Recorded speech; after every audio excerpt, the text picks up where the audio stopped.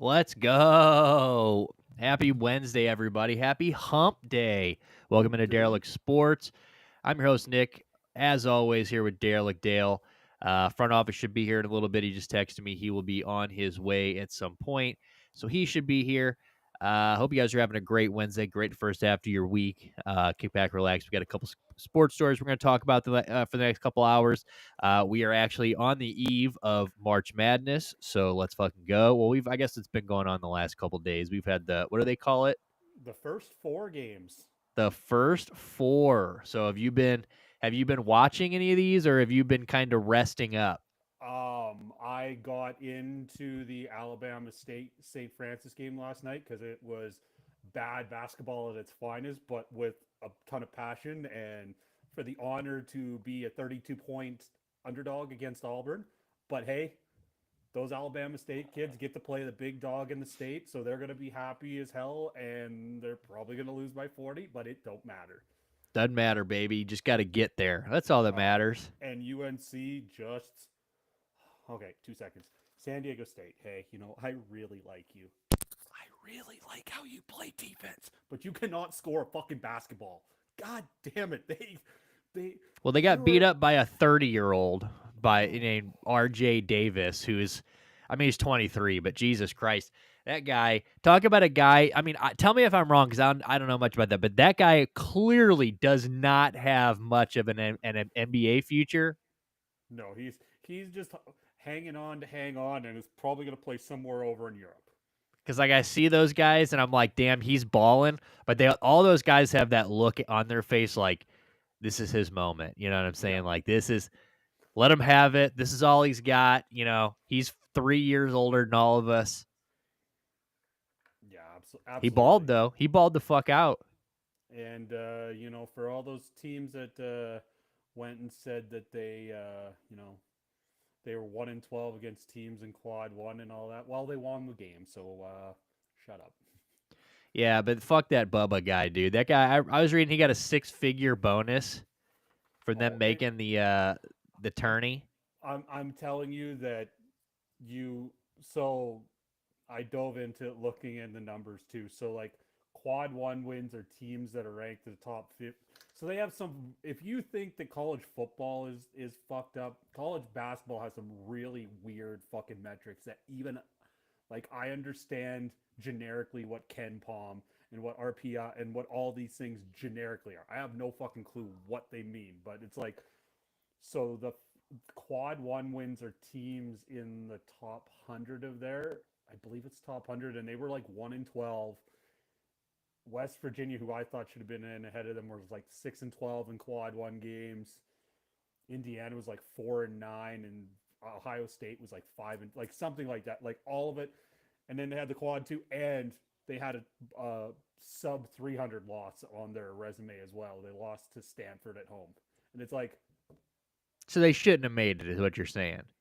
no. If you're going totally off numbers, which they try and tell you they do, Well, you it's got to all remember, dude. Bubba left the room when they talked about UNC. You have to remember he wasn't there when they talked UNC. Apparently, he just earmuffed, walked outside the room, and said, "I'm gonna leave the room while you guys discuss UNC. Don't feel pressure to put us in or anything. Don't not like I have a 6-figure fucking bonus, on the line or let's don't worry about me, guys." And then he went outside, and they're like, "UNC's definitely got to make it." and that's the thing. Like as much as we want to say it's not made for TV, it's also made for TV. So if you have a blue blood that can get in there and they can play on a Tuesday night because they're shitty, they got a lot more views just because if Oh it yeah, would have been, because North Carolina was was yeah, in the thing, fighting to get in. I would I have think loved Jordan to. was there too. I would have fucking loved to watch West Virginia and San Diego State beat the shit out of each other. It would have been a 55-52 slugfest, and I would have loved every second of it. But the average person would have been like, "Yeah, well, Let me we'll tell wait you, for I'd have Wednesday." loved watching Michael Jordan sit third row, whatever, just looking through his jaundiced eyes as he watches UNC blow it after because that was almost it was a dominant performance, right? UNC kicked the shit out of him from the start to the Yeah, end. There was zero San Diego State in that game, and it was one of those things where it almost made it work. Like they kept showing that Bubba guy, sitting on the thing, and it was like he had that look like, told you we should have been here, and Yeah, it's like, I get it now that you've gotten here. Like, you are definitely one of those teams that, like, now that you've gotten here, sure, you could make some noise, but it's like, that's not the point, Bubba. yeah, You yeah. know, you didn't be here to begin with. And like the college football argument. Remember when we were arguing should it be SMU or should it be Alabama? When you're arguing should it be the 68th best team in the country, North Carolina, or the 69th best team, West Virginia, Ohio State, it's razor thin and it comes even more objectively. At least like when there's top 12 teams, like it's like we think it's SMU. It should be SMU. Would we be surprised if it was Alabama? No. But it's a little more cut and dry than you know because you could argue there's 4 or 5 teams that have an argument. It's one of the best part. It's one of the frustrating parts of the tournament, but then tomorrow we won't care, and if UNC beats Old Miss, it'll be fun. It'll be great. If they lose, it'll be like, yeah, well, congratulations on beating a very underrated San Diego State team.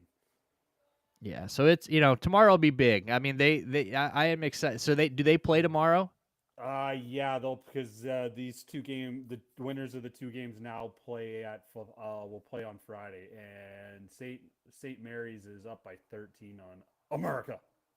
Yeah, I see that now. Yeah, so everything should fill out today. We got Xavier, Texas at 8:10. That'll be a game that we've got money on. We got Texas plus 122. We got America minus 2.5 right now. Yeah, So we'll be watching those. Like I said, we talked a lot of basketball the other day, so we won't spend too much time on this.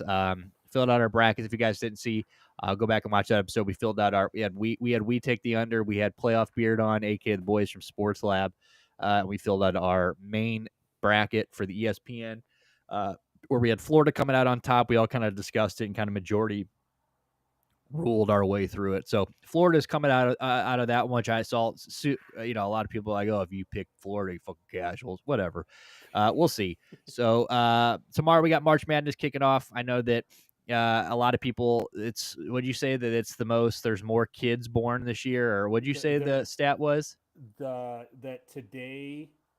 yesterday and today are the most vasectomies are done in the United the States most vasectomies done in the United States are done today and yesterday because people just want to sit at home and watch March Madness. because you have to be off for 4 days. Incredible. I mean, that's the most American stat of all time. And it's a beautiful thing. And I've been seeing all the things like if you didn't take PTO tomorrow, you're not even enjoying. So hopefully, the people that, hopefully a lot of you guys get to hang out and watch those games. Poor Dale. What a better, not a better time to be off work for a month. And then Big Donnie turned 70 this weekend. So, but it is what it is. Bless his heart. Bless his heart. We love you, Donnie. You're more important than college basketball. But, it's one of those things where it's like, man, what a crazy. So, a lot of people are pretty stoked taking off work and being huge degenerates for the next 4 days. So, hopefully you guys get to enjoy it. That'll be kicking out tomorrow. That's tomorrow morning, right? Is that like those just all day games start Yeah, tomorrow? 11 o'clock your time. Or 11 a.m., boys. So If set I them wasn't alarms. driving, this is the one day. There's 2 days a year where I'll crack a beer before. I don't drink very much at all, but opening day of baseball, that doesn't count. I wasn't drinking at 4 a.m. this We weren't morning. drinking at 4 a.m. for the Japan series. And the first day of March Madness, I will crack a beer at 10:15 in the morning for this. But I have to. Will you drive, be at so your I'm not going parents to. by then? No, God, no. I got to wait for the Hay kid to be off school, and then I have like a 6.5 hour drive. Oh, fuck. So you at least get to watch some of it on tomorrow. I'll get to see the entire early session and the early starts. I'll get to see most of the second game of those, so it'll be okay. And then I'll probably, when he falls asleep at some point in time on the drive, I'll just throw. I got Sirius free for 3 months, so I'll just put it on my phone and I'll put on like VSiN, or probably I'll put on VSiN because they talk betting. It's like the Vegas sports betting network, so I'll listen to them talk about it while I drive, which will be fun. Yeah, that'll be good. Well, hell yeah. Well, 11 a.m. Hopefully everybody's strapped in. I'm sure, we'll obviously have bets. We've already got bets placed. We'll be doing a lot of degenerate activities for the next the course of this tournament. So make sure you guys are tuned in. Make sure you Cool. guys hit that follow button down below. If you guys aren't already, man, hit that subscribe button and make sure you guys follow us on the Action Network because, like I said, we are going to be posting. We're going to be Um, betting. Speaking of degeneracy, I did wake up at 4 a.m. for both baseball games Tuesday and Yeah, I Wednesday. saw. Well, yesterday. Yeah, I guess yesterday counts. It You kind definitely of knocked counted. off Yeah. around 4 8. You know, 4. I woke up and I was like, "You awake?" Didn't get anything. No, So you know, I watched the entire game today. I had a horrible sleep on the Tuesday, the opening day, and I like watched the first 3 innings and then fell back asleep and then watched the eighth and the ninth. Today I well, watched the entire game. So well, fuck the Chicago Cubs. Let me tell you that because we bet him yesterday. Well, I bet him. Dale. There's Dale takes pride in his MLB and his college sports, and he's already got an uphill battle because I have sunk him to an 0-3 baseball record due that's to oh the Chicago Cubs. Who, let me tell you, I'd rather watch fucking grass grow than watch the Chicago Cubs play baseball. And I was like, I that Imanaga's not going to get. He's not going to lose in Japan, right? It ain't going to happen. So he gets out there. The Cubs, being the Cubs, just a piece of shit basketball or baseball team that they are. They pull him after 4 scoreless innings, and then watch their bullpen just absolutely shit the bed. yeah, the behind end is fine. The middle relief is well, every middle relief is dodgy. Even the Dodgers have a dodgy middle relief. But you figure out the difference between the good teams and the bad teams of how dodgy the middle relief is. And Because boy, that was, I mean, it's just brutal. So, they lose yesterday. We took him straight up yesterday. I took Imanaga for over 4.5 Ks. They pull him with 2, but like I said, scoreless, 4 scoreless. He got into a little bit of trouble, but he got out of it. I think he only gave up the 1 run. He definitely, a little nerves, the guy's that was an MLB debut, right? And it's like he's playing, right? It was a debut for him. Sasaki's was debuting today for So the Sasaki, Dodgers. so not Yeah. Imanama. No, Imana. no, Eganama pitched last year, but it was like today's game was both pitchers got into trouble, and like Sasaki walked 4 in 1 inning, Do you see? I and saw his first 3 MLB pitches were 100. All his oh, first three were all 100 plus. he was. I was more intrigued to watch today's game because I wanted to see him for the first time. There is a. I wish I would have sent you that, but there's a game. He pitched a 12 inning game in high school where he threw 194 pitches.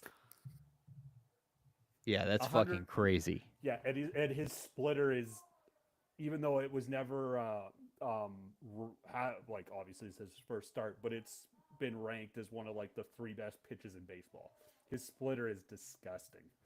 It's so I wanted to see what the hype was all about. So, and the Dodgers are good. The Dodgers had no Mookie Betts or Freddie Freeman, and Kiki Hernandez decided to be like, "Hey, I'm a big dick Dude, swinging I saw guy." the replay of that. That was a big boy home run. Was what that was. That he cranked it. And then, so what do you think about the Otani home run? You think that was a home run? Yeah, it was. They did reach over, but it would have got there if he didn't reach over. So I can understand why Cubs fans would be a little pissy about it. If I was a Cubs fan, I was probably be a little pissy about it. But neutrally, I thought it was. They did reach over a bit, but if it would have been nobody there, it would have went over. In Boy, my and humble dude, opinion. that place erupted when that thing went off the bat. That place would have been. Could you imagine if they had to go out there and tell them guys that that wasn't a home run? Well, Just it's a thing. wasn't Like, happening. remember that Shohei Otani had $680 million deferred, and he's making all of that in Japan right now. Like he's making stupid coin in Japan. So, Yeah, no, um, definitely. So I mean, I'm glad we got to see a Shohei bomb. So Sasaki was 3 innings, 1 hit, 1 run, 1 run, five walks, 3 Ks. So I mean, it's a rough start, but not too rough. I mean, the guy limited the damage. I mean, usually you see 5 walks and you only get 1 earned run. That's not bad. The guy definitely worked his way out of it. And then who pitched for the Cubs? Steele, who was 4 innings pitch, took this guy for under 4.5 Ks. Today he gets 5. Love yeah, that. 4 innings pitched, 5 hits, 5 earned runs, 5K, one walk, and this guy looked pretty shitty in spring. So thought that was a good bet. Of course, it wasn't. But yeah, Dodgers ends 2-0 on the season. Today we took the Cubs plus 1.5. I was like, you know what? I like him again, but I'm also not gonna put my fucking faith in him that much and take him straight up. Let's go 1.5. They're gonna cover the spread, right? No, No. no, but they did try. I had given up, and then I get a text from Dale this morning that says they're trying to make your bet happen. So I pull up the app, and by the time I pulled the app up, it was over, and I Oh was like, shit. "Hell yeah, dude!" So thank you, Chicago. In all honesty, like it sucks that we're 0-3 to start the MLB year, but it's even better that they're 0-2. So it sucks that the Dodgers have to be 2-0 to make that happen because fuck the Dodgers too. But I the Cubbies, man, I fuck them. So it they makes me feel good. and they got a tricky start too. They go 4 in Arizona and then they come home to Texas and San Diego. Like this could get like the NL Central is like probably the weakest of all the divisions, but they could be going home 1-5 if Arizona takes 3 or 4 from them. Like, and then you have Texas who probably should win or probably the favorite to win the American League West, and San Diego who's trying to compete with the Dodgers. Yeah, you could get it could get ugly real fast. Craig Counsell just got there, and it's all amazing, and now it's like, yeah, you guys are might be in a little bit of trouble. Yep, you got a Careful. lot of work to do, Craig, and you got a lot of hype around you too, because the Cubs are pretty hyped up this year. So we'll see what happens. I mean, yeah, I'm glad they've got a rough schedule. That's a beautiful thing. But it sucks that I don't understand. So is this a 2-game series? So it's over now, right? Yeah, yeah. So they flew home. They should be landing in a couple hours, and then I think they have Friday off, and then they'll rattle a couple more spring training games, and then It's so stupid. That is so stupid. So I we were talking about it today. Like it's so dumb to start this thing and then make us wait another week. Like it doesn't. Like we've got spring training games going on. Like you're trying to get us hyped for this game, right? And it's like baseball's here, and it's like, well, not really. I mean, like it is, and sure, these 2 games count, but like I'm no. watching the day is full of spring training games on top of that. And then we've just got to wait a week. Like, so I was telling Dale earlier that like I thought maybe it makes sense and it might not make any sense, but I just feel like there's got to be a better way to do this where either like, obviously you don't want to make it would be a huge advantage to the team who's playing one of these guys if they got them right off of this series, right? I mean, I get that. Like you just Yeah. traveled to Japan. Everything is completely different than it was before. It's basically a 180 time difference and everything compared. So the travel, there's a lot of travel. It's going to be, it's going to be rough on these guys, the travel and, and to come back and just hop back into a series. But that's why maybe like they get a few extra because it's just like in baseball or hockey you'll have one team will have a stretch like it seems like the Blues every year in hockey. They have like a 7-day, like they'll have like this huge gap in between games at some point, and you're like, what the fuck?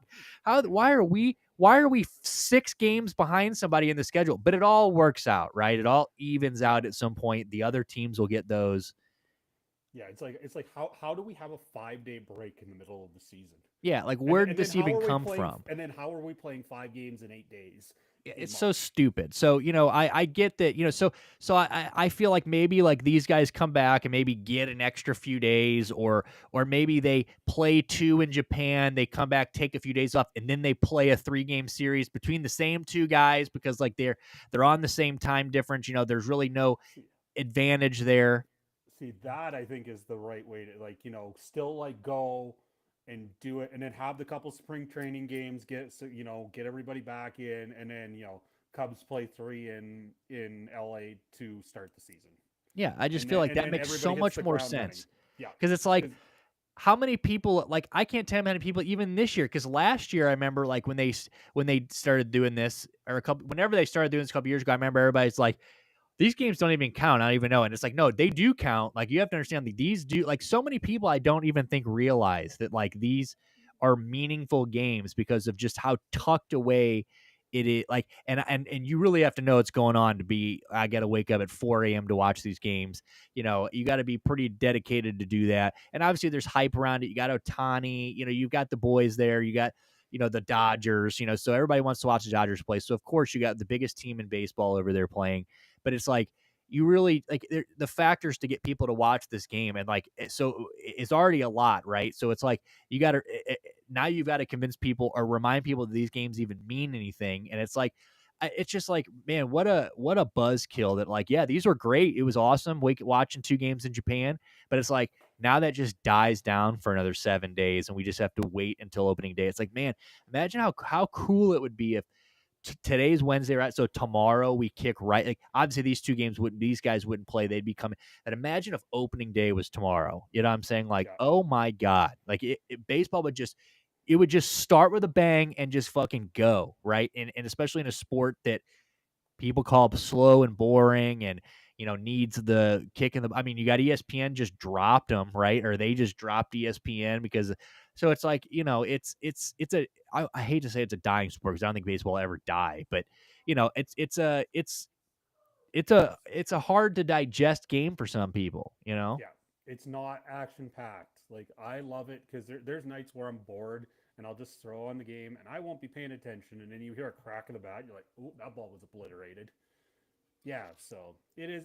It's tough. I totally get why people hate baseball. I love. Well, I like. I don't think I've ever told it. So when I play the show, I pick a team and I grind 162 games. I haven't done it in a few years. I can remember taking the Pittsburgh Pirates and losing in game 5 of the wild card and like wanting to off myself because it was like I have invested 6 fucking months and like Yeah, that's figuring out gross. when you figure out where you play a 16 inning game when it wasn't like the ghost runner and it's like you're basically okay, so my starter, do I pull my starter in now? What do I have in the, what do I have somebody I can call up to try, like, how am I patching the next 3 days together? And like but yeah, so yeah, the It show's great just, I don't anyway. know. I just feel like baseball, Rob Manfred, you Nazi fuck, do better. Yeah, Okay. Like, do better. Like, very let's, well said. let's do a little better here. And let's And maybe let's stop having everybody get super stoked about baseball season and then go, pause. You're just wait another 7 days. because like next year we get the World Baseball Classic, so like the final game will probably be about today again, and that was like the best part of the World Baseball Classic is it just there's meaningful baseball, and these guys are trying, and then it's like do do do do do. Hey, Mike Trout just got struck out by Shohei Ohtani to win it. Baseball's amazing, and now we gotta wait 5 or 7 days for it to start up. So, and a show announcement. I just sent you the invite. We are officially doing our guillotine on Baseball Eve next Wednesday. It will Hell literally yeah. Let's be. go. It'll be an hour or a. We are 7 days and a half hours. It'll be 8 Central next Wednesday. So I love it. we Well, will. hell yeah. It'll Well, be good shit. fun. Like I said, so baseball next week we'll kick right into baseball. Like I said, we're not going to get into super. We're not going to get super into baseball here right now because the MLB is ass. So we're not going to get super into it. Two fun games in Japan. Dodgers win 2-0 or 2-0 in the series. So we got the Cubs down. Starting 0-2. Love to see that. Baseball will start next week. I did see, Tanner Bybee is pitching for the Guardians opening day. So love to see that. Yeah, I mean, I'm definitely ready for some baseball now. I'll tell you that. But yeah, last point I'm going to make on that is because the reason yesterday I saw, or 2 days ago I saw guys in the collab lab watching other guys send in bets on the game, and they're like, "Why are we betting on spring training?" And they're all like, "No, dude, this is a real game." And I'm like, "See, that's what I'm talking about." Even these guys like these guys are, I don't know. It's just bad marketing in my opinion. So, all right, let's move on here. Let's get into some football. We got 2 football stories, and then we've got a kind of a, I don't know, kind of, it's more of like a, it's got basketball ties, but it's more of like a big U Crip arrested with, but he had his hands. It's a RICO charge, so the RICO spilled over into sports. So we'll talk about that down the show and get front office here, but. We're going to start with these rule proposals. So every year, obviously, we get teams in the NFL who, every year they've got a rule. We got teams will put up for some rule proposals that they think might, need to change or something they don't like, and it's more or less like for teams to just complain about something that they don't like, and sometimes you get a really good one. A lot of the times you don't. A lot of times these don't really happen, but sometimes you do get a really good one, and yeah, so every year you'll get a couple teams writing into the league with with just ideas on rules that things had changed. So we're going to talk about those for a minute. And obviously, this one, the big one, in the well, not only this year, but I would say the last couple of years has been the Tush Push. A lot of people are extremely upset about it, which is so funny to me. Like I just feel like, I forget who it was. Like the Green Bay Packers are the main ones, right? That are going for this rule change right now. But I forget who it was that was saying. Somebody was saying, um, what was a coach? It was maybe one of the newer coaches that just got hired, but he was like, it just takes zero skill. There's zero athletic, skill to it. Like it's like if that was the case, like every team would do it. And we just watched teams in the playoffs. I forget who it was that was trying to do that. And I know the Bills couldn't get 1 yard. Like there's teams that have tried to replicate this and just can't do it. So, I think that I think teams are obviously pretty salty that they, the if they're anywhere between third and fourth and 1 and 1.5 yard, they have got a pretty much automatic play that gets them to the first down. So, last year this kind of came up. They had talked about it, but I remember them, they kind of shut this down a little faster. This year, it sounds like they might actually look into this a bit. It looks like they which I think would be a tragedy. So, but what do you think about the? We'll get to that first. It looks like that's the first one. What do you think about? So this is what the actual rule change is. You bring up the proposal. Ooh, it's fancy. So here are actually all of the proposals. So here's Green Bay's man blocking, use of hands, arms. Pull. Okay, so assisting the runner, interlocking interface. No offensive. This is from the Green Bay. This is their official submitting and their rule proposal. Article 4, assisting the runner, interlocking interface. No offensive player may A, pull a runner in any direction at any time. B, use interlocking interface or interference by grasping a teammate or using his hands or arms to encircle the body of a teammate. That's a good one. By grasping a teammate or using his hands or arms to encircle the body of a teammate. They're asking me what I should eat for dinner, as if I'm not live on the internet. Push or throw his body against a teammate to aid him in an attempt to obstruct an opponent or to recover a loose ball. Or D, immediately at the snap, push or throw his body against it. So this is basically where we're at. Who is lined up directly behind the snapper and received the snap to aid him in an attempt. So all these other ones just mumbo jumbo bullshit. This D is what they're, and obviously because they've got it underlined here. Yeah, they just don't think that you should be able to do that. And I guess pulling a runner in any direction would be the same thing, kind of. But the penalty would be for assisting the runner. So basically, they want a 10-yard loss for this if you try to do a tush push. Wow. Reasoning, player safety, pace of play.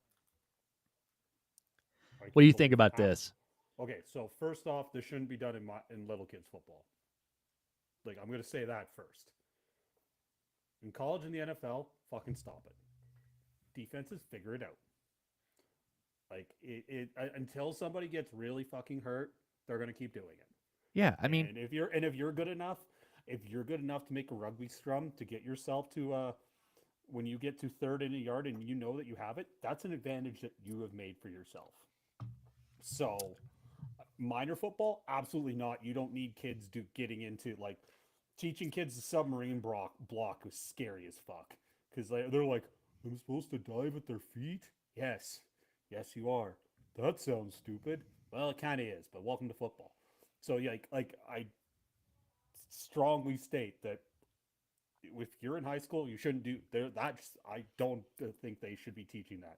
College and the NFL, fucking learn how to stop it. yeah, Pretty I simple. agree. I mean, I just think it's such a. I'm not going to lie. Last year when they brought this up, I was like, "Yep, no way they're getting rid of this." But now that the Eagles have won and they got the Super Bowl and they were so dominant, and the way I'm not going to lie, I think this is gonna. I would not be shocked if this gets banned. I'm not going to lie. I really think this year. I think the discussion's more. I just think that. I don't know. I just feel like the NFL loves to take away shit like this, right? Take it Well, away. it's really interesting too because so I'm gonna pull out my CFL hat for a second because it's three downs on third and inches or second and inches. It's 90. 7% of the time a quarterback sneak. And like it's obviously not a tush push, but it happens so often you just get used to it that so like I don't understand that it doesn't make anything any more dangerous. The only thing that you're making dangerous is that you're putting the quarterback at a tiny bit more risk. Excuse me, a tiny bit more risk because you're pushing him from behind. So, but it's basically a quarterback sneak, anyways. It happens all the time. It's just, yeah, like Yeah, I just think it's gonna it's it's just gonna take somebody getting really like somebody hurting their neck. It's gonna take somebody going off on a backboard and like to me, it or just doesn't seem like it's that dangerous. I mean, like I feel like we would, how many? I mean, we would have seen it by now. Like I just feel like it's to me, it's really not that bad. It's I mean, I think it looks worse than it is. I think that sure. it's a sea of humanity, and you're having 10 to 12 guys in tight quarters doing like diving at each other. You know, if you watch rugby and you get into well, scrums are way safer than they used to be, but like into malls when there's a tackle and they're trying to get the ball out, like that, they're not wearing any equipment. Those guys are even more fucking crazy. Yeah, I don't. I'm with you. I wouldn't be surprised if it gets voted down just because the Eagles won, and they're like, well, they're gaining advantage from it. But also, kudos to the Eagles that you found a way to make yourselves I mean, better like in the by history of advantage. football, like I don't know, like has there ever actually been one play that a team specializes in like this where it's just, I mean, it's automatic. Like it's like they straight up created a play that I mean, they just invented it and it works every fucking time. I mean, it's like that's insane. I mean, like you said, yeah, even if they take it away, I even the guys that like I don't care. Those guys that are like, oh, this is not there's nothing athletic, blah, blah, blah. Those guys are upset that they can't do it. They're upset that they didn't come up with it. And in the back of their minds, they're going, how the fuck did they do this? Like, how the fuck did the Eagles invent this play? Well, and it's like it's not the way to stop it is you got to get lower than them, and your linebackers got to scrape over the top. There's a way to stop it. You got to time it basically perfect, and you got to submarine them before they submarine you. And then the sea humanity can't do anything, and your linebackers scrape over the top. But yeah, no, Yeah, I'm gonna be interested to see on that one. That's one that, like I said, last year when I heard it, I was like, "Yep, no way." I think until they've won, or I think, or they've like, or they're a powerhouse and they can't be like. I think they'll do it strategically. And I think last year I was like, I don't think this is gonna be a band. This year I'm like, they just won. A lot of stinks. Now you got other teams complaining about it. Green Bay's the big one though. It's just hilarious, but yeah, I wouldn't be surprised to see this one go. So here's another one, though. This is one that I thought was interesting. And this was the Detroit Lions. So Yeti's Detroit Lions says they have proposed an updated playoff format that allows wild card teams to be seeded higher than division champions if they have a better regular season record. So, and it says it says they've also yeah, if the wildcard team is bad, the Lions have also proposed a rule change to remove the automatic first down for defensive holding and illegal contact penalties. So let's start with the first one. So let's start with the seeding. So do you think in any world that there should be, or do you think it makes sense that a wild card team, if they have a better record, so obviously you see teams like who was it this year? Not the Eagles, but there's I think there was Vikings. the Vikings, right? So it's like a team that is could have 3 or 4 games on a record, even a lot better record than the next guy, but the team's in a bad division. They win the bad division with a bad record, or a around 500 record. Would it make sense to let that wild card team seed higher than the division champion, or that's just the way it goes in division champions? That's what you're afforded by being one. It's such a tricky one because I do agree with it. As my phone tries to fall over, I do agree with it, but I think it has to be under the preface that you still get something for winning the division. Like do you still get in the playoffs even if the Viking, if there's a 6 or a 7 and 10 division, do they still get like the 7 seed? Because I think you still have to have something for winning your division. But if the Vikings are, because the Vikings were 2 games better than the Buccaneers, so if everybody just slid down, so it would have went Lions, probably Eagles, Vikings, Rams, and then the Buccaneers would have won the division, and but So they it would have says right here slid. during the 2024 playoffs, all three of the NFC wildcard teams had better records than the South champion Tampa Bay Buccaneers and West winning Rams. So all the wildcard teams had better records than those two division winners. Which may, yeah.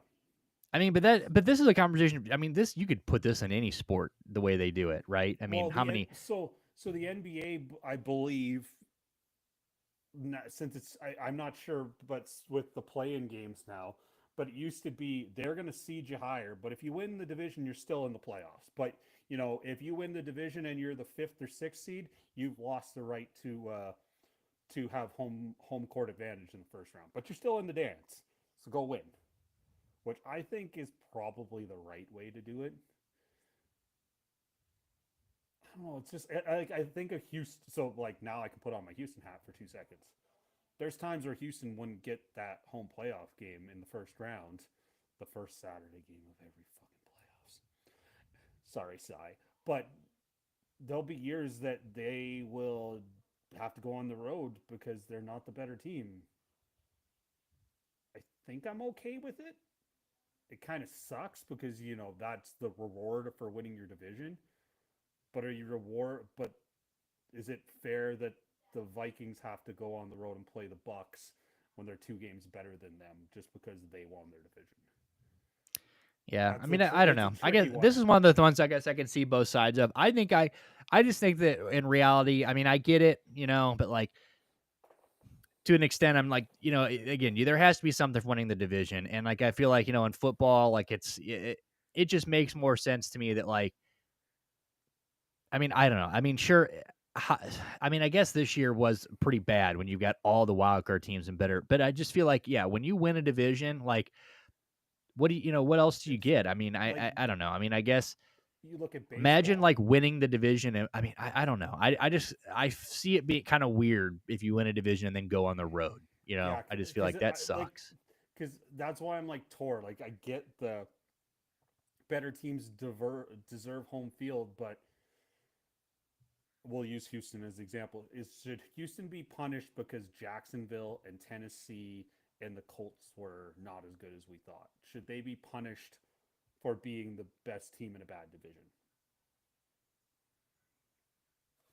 I don't know. Like you look at like when you were talking like baseball, they basically made it so that these division winners, if you're the top 2 division winners, you don't play the wild card weekend. You win your division, you get to host that best of 3. You've got a reward. I think So this is one that, yeah, I mean, this is another one of those that I think this year not going to happen, right? I think this is probably not going to happen, and I think maybe if this keeps happening and becoming more of like a regular thing, then maybe. I mean, like I said, I definitely get the conversation, and if more teams keep getting, screwed out of seating, maybe. But like, I don't know that out of all the rule changes, I think that one's probably the least likely. mhm. The third one is, of course, the Steelers, which you gotta love them. This one is another one. So this one is the Steelers allowing teams to have direct contact with free agents. Or no, actually, before we do that, hold on, my bad. I forgot there was a second. What was the other one that they? Why did I just exit out of that? No, there was that second rule change, which was Oh, the defensive holding and oh illegal yeah, contact yeah, for a receiver. defensive holding and illegal contact. So what do you think about that? It So not it being what? an automatic first down. Ye- So would it be 5 yards and because five is it yards and 5 yards and then it's just and then and then automatic first not a down is how first it down. goes now?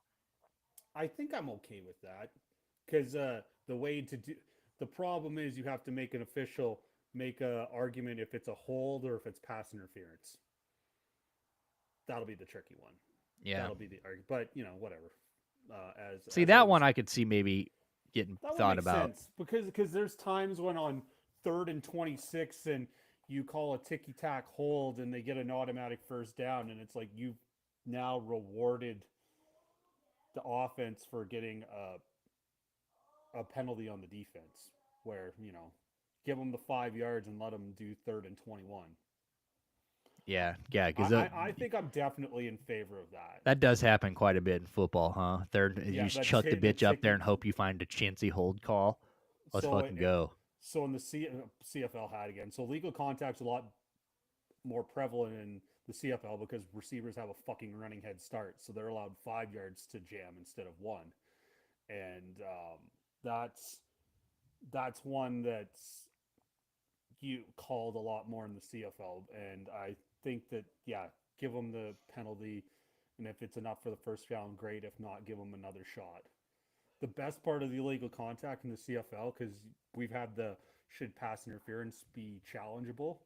So when the CFL started and they had everything being challenged, these guys would they'd throw a pick and then the coach would throw the challenge flag, and all the way 60 yards across the field they find a illegal contact that by the book is right, but 60 yards away from the play, Yeah, that's and they would fucking call it. dumb. Yeah, so. But yeah, I would say I would actually I kind of like that rule because you're not penalizing the defense for something like that. Yeah, I mean, yeah, I think I like that one more than their other one. I do think that one makes a little more sense. All right, so the Steelers, back to the Steelers. So the Steelers one is the Steelers are allowing teams to have direct contact with free agents and set up travel during the negotiation window. So right now, teams are only permitted to speak with agents and cannot schedule travel until the new year begins. So basically, the way they have it is, so I'll just read it. Their proposal is by Pittsburgh to permit clubs during the 2-day negotiation period to have one video or phone call with a prospective unrestricted free agent and his player agent, and 2, permits clubs to arrange for the player's travel upon agreeing to terms with a prospective unrestricted free agent. Travel cannot occur until the beginning of the league new year. By Baltimore, Cleveland, Houston, Las Vegas, Minnesota, Philadelphia, Washington to permit clubs to prepare kicking footballs. Okay, whoa, okay, hold on. That's a different one. I thought that was just they were just expanding on this one. So I believe if we go over here, this is more to here we go. Okay. So all clubs may negotiate all aspects of an NFL player contract with a certified agent of any prospective unrestricted free agent. And whereas a prospective unrestricted free agent cannot visit a club other than his current club at its permanent facility or any other location, and no direct contact is permitted between the player and any employee or representative of a club other than his current club. And whereas a new club may not execute an NFL player contract. So basically, they just want to, we'll stop there. We'll get to the other half. So right now, they Yeah, want basically, which I think makes sense, right? I think it is kind of dumb that yeah. what a stupid thing that you can't. So you can negotiate the contract, but I can't plan your travel here until. Or have a physical conversation with the coach or the GM and being like, it's got to all be through GM slash agent. That seems archaic. Yeah, that kind of seems stupid. What's up, front office? It looks like he has joined. Can you hear Hey, us? Yeah, how we doing, boys? oh, you're not screaming in my ear. I can Since fix we, that. oh, thanks, buddy. Fast question. Since we were talking about North Carolina earlier, have you been to Chapel Hill? I have been to Chapel Hill. I have been to Chapel Hill. In fact, I have been. I have given presentations in Chapel Hill. Ooh. Famous, I know. I know. Big Oh. deal over here.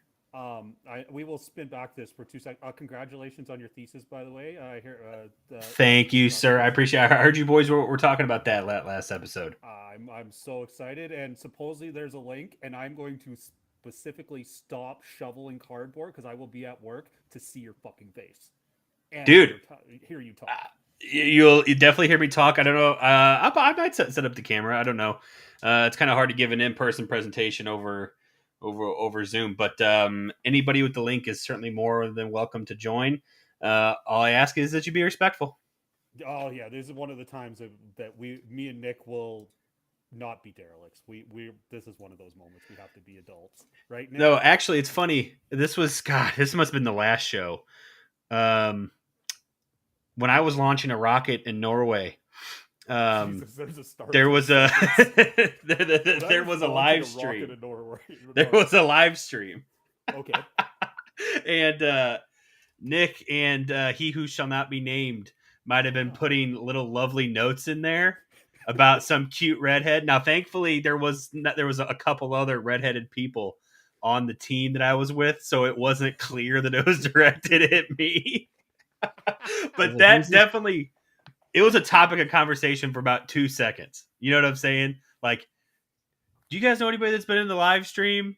Dead silence. Moved on. But it was brought up. It was a good laugh. I loved it. I thought it was fucking hilarious. But yeah, This good one, yeah, times. we'll shut up this time. Unless I think he's fucking up or something, then I get in there. I'm like, dude, figure it out. Yeah, figure your Compose. shit out, dude. Compose. Beaker is a better astrophysicist than you, front office. Like, dude, just rip Boom. the fucking blinker. Mic Dude, drop. rip a blinker and fucking take a breath. You got this. By the way, that might be one Shit. of the best starts to a sentence ever. When I was launching a rocket in Norway, ... And it's true. That's the scary part. That's why I was like, oh, okay, he's probably done that. Okay, yep, let's move on. Sorry, All right. we got sidetracked. So back to Pittsburgh. No, you're good. So we're talking about these rule changes. We're on the last one, which is the steel. Well, I guess the last group of them here. What up, Sports Love? How we doing, big dog? How you doing? Appreciate you. How are the bets coming today? But yeah, so the Steelers are the last one. We're talking about the Steelers. Basically, just want people to, we just need to update the free agent the way they contact. Now you can't talk to anybody until the new year starts. It all has to be GM and agent. Like the team can't talk to the player. And basically, the Steelers are saying that they should be able to at least have one video or in-person meeting with these players that they're talking to before the new year. And now the current rule is you are not allowed. So obviously, you see all these deals in free agency popping off early and people don't really realize a lot of the time that like when free agency starts, they're negotiating these deals, but a lot of the time they can't even sign them for a couple more weeks down the line. They're just kind of talked about and set. They're not really set in stone, but but they're agreed upon. And now you're not even allowed to say like you've agreed with somebody. I can't set up your travel to come sign this contract or come see anything until that league new year starts. So Pittsburgh is saying, look, if we, after we've negotiated a contract or, we've done this, we should be able to start planning the travel immediately and not have to wait for the new year. So it really doesn't seem like they want to change much. It just seems like they just want to update this a little bit. Like it doesn't, like just let's quit doing this bullshit tampering thing. And like, let us like, what's the point? Why can't I schedule a guy a flight?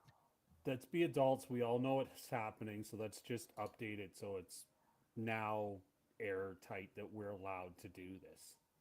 Right? That's basically exactly what they're doing. Like, we all know that they're talking to everybody. Let's just say now we can officially talk to somebody through Skype or Zoom. So it says right here, a new club may not execute an NFL player contract with their respective unrestricted free agent or submit one to the league office until 4 p.m. New York time on the first day of the new league year when the player's current contract expires. And whereas a prospective unrestricted free agent who is not represented by an NFLPA certified contract advisor, so an unrepresented player, is permitted to communicate directly with a new club from office personnel regarding the player's prospective employment with the new club upon expiration of his current contract. And whereas the unrepresented player and the new club may enter into contract negotiations during this period, but may not execute a contract until 4 p.m. of that on New York time on the first day of the new year. So basically, like you said, these guys can do everything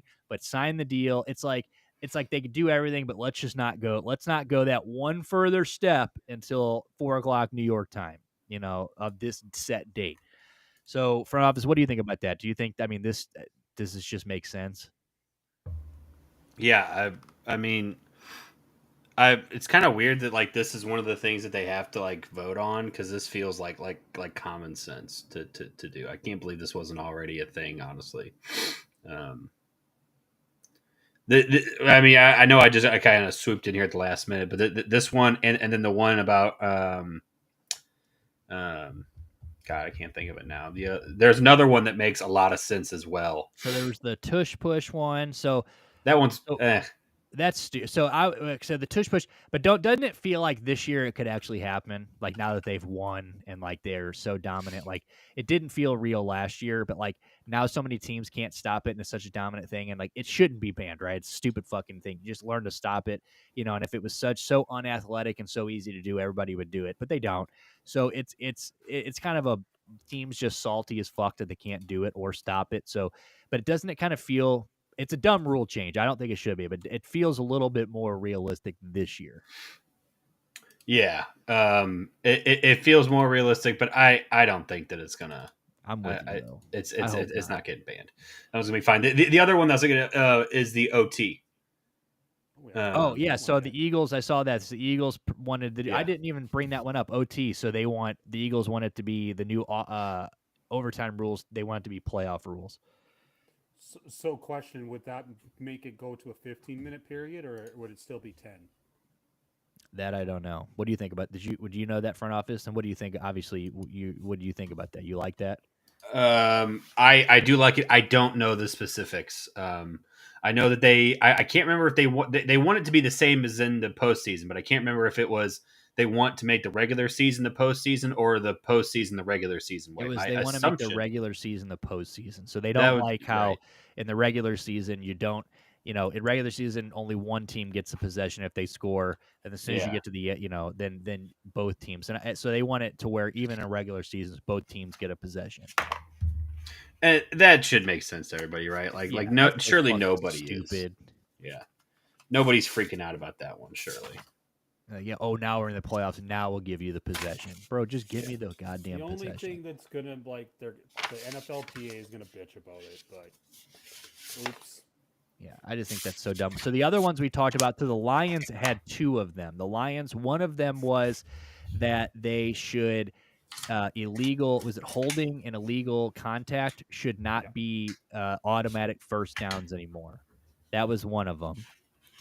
Is that because now you'll get like Dale was saying, it can be 3rd and 30, and then you heave a bitch up and you get a holding or an offensive, an illegal contact. You only get 5 yards. You're not getting the, it's not a spot foul. You're not getting at the spot of the foul, but you're getting the 5 yards and an automatic first down. And they want to change that. They think you should get the 5 yards, but not the automatic first down. Right. Which I think kind of makes sense there too. I think it makes a little more sense than. Yeah, I don't feel strongly about it. Yeah, I mean, if they made that a rule change, I don't think I would be too upset. And then the main one that the Lions are, and this one's interesting. I'm interested to see what you're going to say about this. So, in this year, in the 2024 playoffs, all 3 NFC wildcard teams, so every NFC wildcard team, had better records than the South champions, the Buccaneers, and the Rams, the West champions. So those are division champions. They want it to be, the Lions have proposed that there is a format where wild card teams that have a better record than division winners should be seeded higher because of the record. What do you think about that?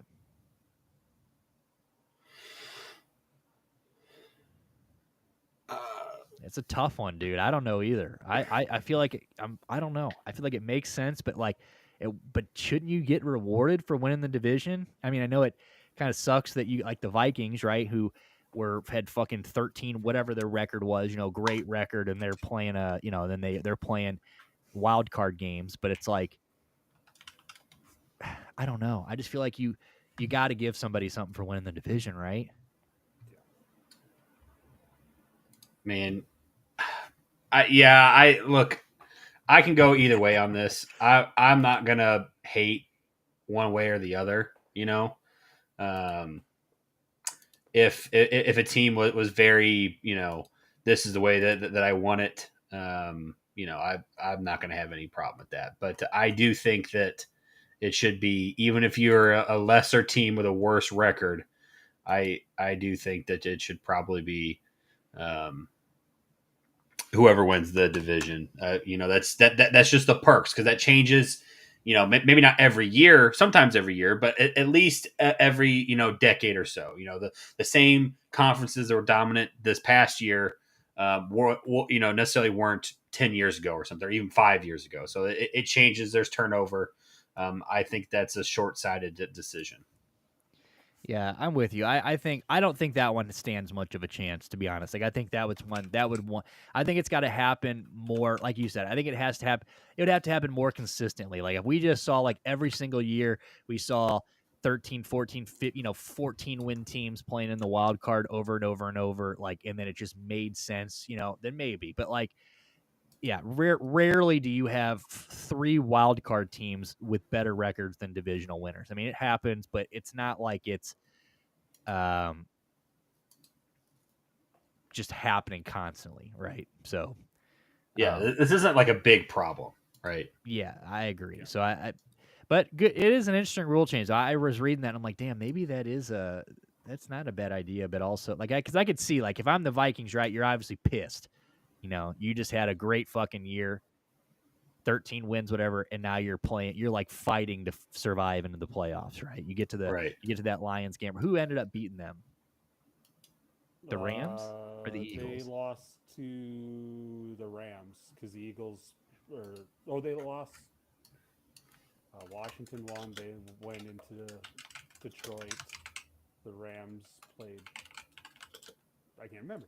Sorry, tried to patch it together. Didn't patch it together because it was Rams and Eagles. Or Rams and Eagles was the NFC Championship game, correct? So it would have been Bucks.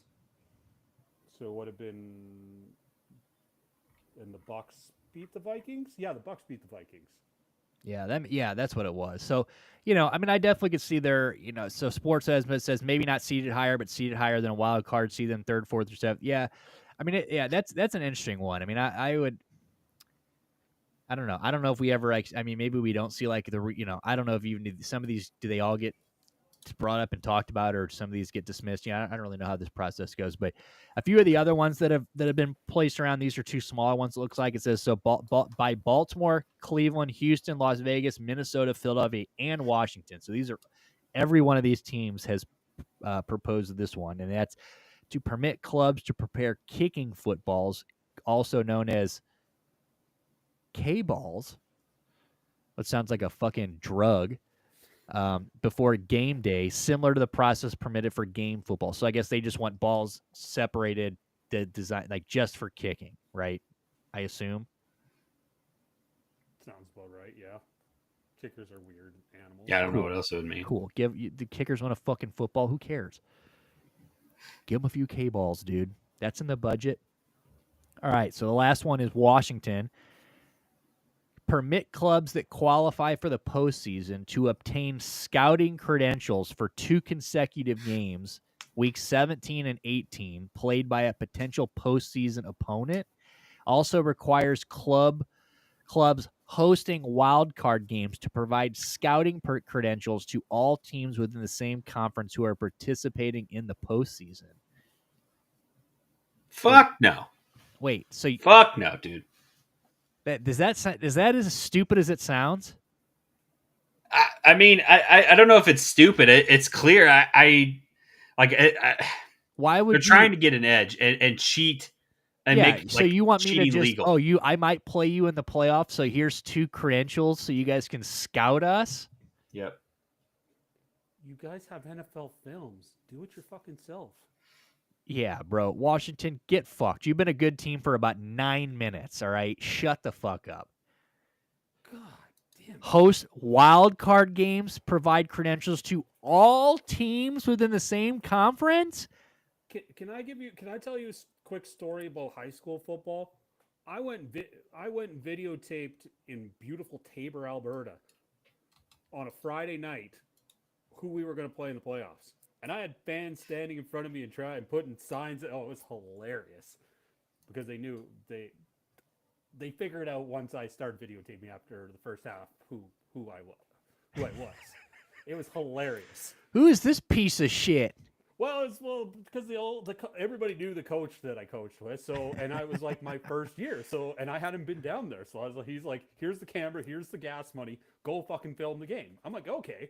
So I'm like pretending to be like do, and then they figure out in the first half or sometime in the end of first quarter, start of second, like, oh, you're filming it for drum.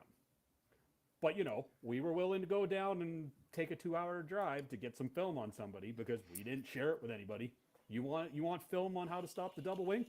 Come up and see us. We will gladly give you a seat to watch. Yeah, that's fucking wild. I think Washington's just gonna have to be shit out of luck on that one, boys. I don't know about that one. You guys, it's NFL film. You and me can get a pass for it and watch all the $70. I can watch the same shit you guys get. Exactly. That's you guys have $70. And you got fucking stat nerds in the back that can do all the fucking work.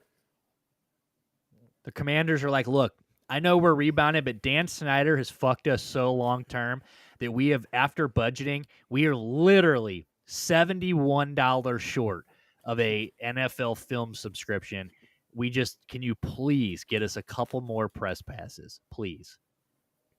Yeah, exactly. We just can't afford it anymore. $71 short. We are just overdrawn. Well, too fucking bad, dude. Maybe your owner shouldn't have got on his yacht and ran from the government.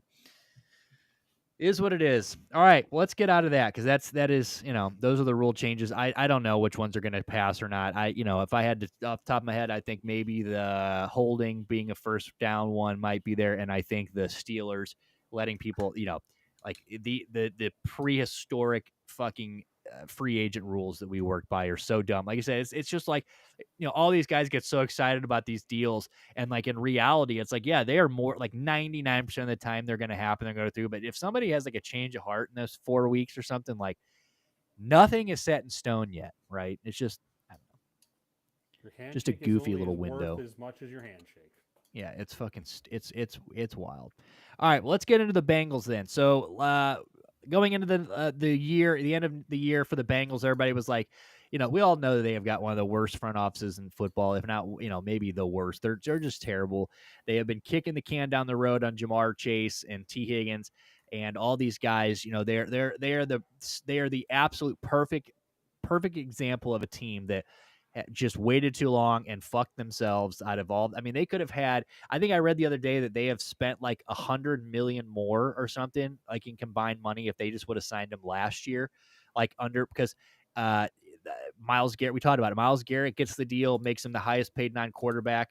And Jamar, we had talked about it when Dale and I were here talking about it. I had said Jamar Chase has made it known that he wanted, there was not a dollar sign. It was, I want to be the highest paid non-quarterback in the NFL. So the moment Myles Garrett signed that contract, the number went up, and they have just allowed this, and I'll never understand it. Being a big perk, we're talking about this the other day. I don't understand. It's like NFL teams think that it's like they act like the salary cap's not going to keep going up. It's like, do you think it's just going to go down? Like, do you think that like these deals are going to get smaller? Like, I don't understand what these people think they're doing by waiting on these contracts. And perfect example, T. Higgins, 2 years in a row he gets franchise tag. They just use this franchise tag on him just to turn around and hand him a fucking huge contract. And it's like, they finally get the deal done. They get Jamar Chase done, highest paid quarterback in the NFL. They get T. Higgins done, same time.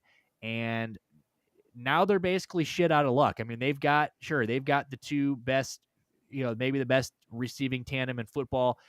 Joe Burrow keeps his weapons, but I don't know, man. This is a lot of money for two guys. So Jamar Chase is 4 years, $161 million, $112 million guaranteed, and Higgins is 4 years, $115 million guaranteed for the first 2 years. So an annual of $40.25 million for Jamar Chase. It's the record for the highest average annual salary for a non-quarterback. So what do you guys think about this? Front office, you're just getting here, so I'll let you start off on this. What do you think? Obviously, I know, outside of, I know you love it for fantasy, right? We love it. I love it. I got Joe Burrow. You got Jamar Chase for the next 6 years. We don't have to worry about shit, right? Outside of that, though, football-wise, like, what do you think about this? Does this make sense? Like, would you have done this if you're Dude, a GM? football wise, this was a dumbass decision. Like, let's call it, dude. Listen, I am totally fair. Look, and I benefit, like Nick just said, I benefit from this. I got Jamar Chase, and you can't pry him from my cold dead hands for anything. I've had the 2 Triple Crown winners on my team for the last 4 years. It's Have you true. won Well, the league only 2 people have championship done yet? it, but that's Cooper Kupp and Jamar Chase. But from a football decision, you just paid an exorbitant amount of money. And here's the thing: both of them are worth the contract that they got, like legitimately. The 100%. issue is that they did it together and they paid both of them. Now, they did it for a good number of years. It's going to get into the point where the salary cap's probably going to go up and it's not going to look as bad in 3 or 4 years or whatever. But right now, you're paying a fortune for 2 players on a 52-man roster. Okay, and they don't play quarterback. They don't throw the ball. You know what I'm saying? That defense is going to be a laughing stock for years to come, and there's nothing you can do about it. Your offensive line is going to be dwindling before long. Okay, Joe Burrow, great. You have receivers and weapons. I hope you can stand long enough to get the ball out. As a Browns fan, I'm elated. You know what I mean? Like Jamar Chase is going to continue. Jamar Chase is going to fuck anybody he plays. It doesn't matter. So is T. Higgins. That dynamic duo is going to be good no matter where they play and whoever is throwing them the ball. I firmly believe that. But I know that if I can just shut them down a few times a game, I'm going to win. I'm going to win this battle. Okay, they don't have a defense. They're not going to be able to have a running game. They are going to be one-dimensional, and it's not going to work out, in my opinion. That's how I see this shaking out. So one thing I want to add to that. So I agree with you. The defense thing is crazy, right? We all immediately were like, "Who the fuck?" I mean, they're gonna have to pay you and I to. I mean, you don't worry about that thesis, bub, because you've got a new job. You're gonna Right. be defensive end for the fucking Bengals this year, and but apparently, and tell me, this kind of confused me. So Trey Hendrickson, right? He wanted out. This was all he demands a trade. Obviously, most people think it's because of this situation, right? The money situation. They're basically choosing to go all in on these 2 guys. The offensive side of the ball doesn't leave much money to go around for everybody else. Well, now it says, a day after this, 2 days after this, after we all ran around going, well, the defense is fucked, and they probably are for the most part, right? And they still have not a lot of money to spend. But Trey Hendrickson now has reported that they're working on a deal with him, and they're expecting to keep him. So does that mean, is this one of those the salary cap's not real situations where they're going to find money and they're going to make it happen? He's still going to get a nice chunk of change, or is this Trey Hendrickson kind of maybe rebuying in, and like, is he going to have to take a pretty massive pay cut to stay in Cincinnati? Because it seemed like he was all but gone, and now it's like, oh, now apparently they've got money to sign these 2 guys to fucking $1 billion, and then Trey Hendrickson's also on his way back. So it's like, how are they going to make that happen? Your guess is as good as mine, dude, because I don't. Well, that's true. I don't think they can. Somebody is not going to be able to get paid here, and there's nothing that you can do. Yeah, at some point, like, you're just out of money. Yeah, exactly. Like you're fucked, guys. I don't know what to tell you. Or you're going to be paying so much in fees to the salary cap that it's going to break your small team, owner and payroll. Like I said, and I want to reiterate, both of these guys are fucking worth this. 100%. I think Jamar Chase, even you see that list right there of highest salary, per year players. I think he might be more impactful than Myles Garrett as a whole. Definitely more than Max Crosby, if I'm going to say that. JJ, I'll give you a toss up there. Okay, you think Justin Jefferson's the best? That's fine. I think the difference is only $5 million. Not a big of a deal. Nick Bosa, I already said, wide receivers are more impactful than defensive ends. CeeDee Lamb, I like CeeDee. Jamar Chase, I think, has been more impactful than CeeDee Lamb overall.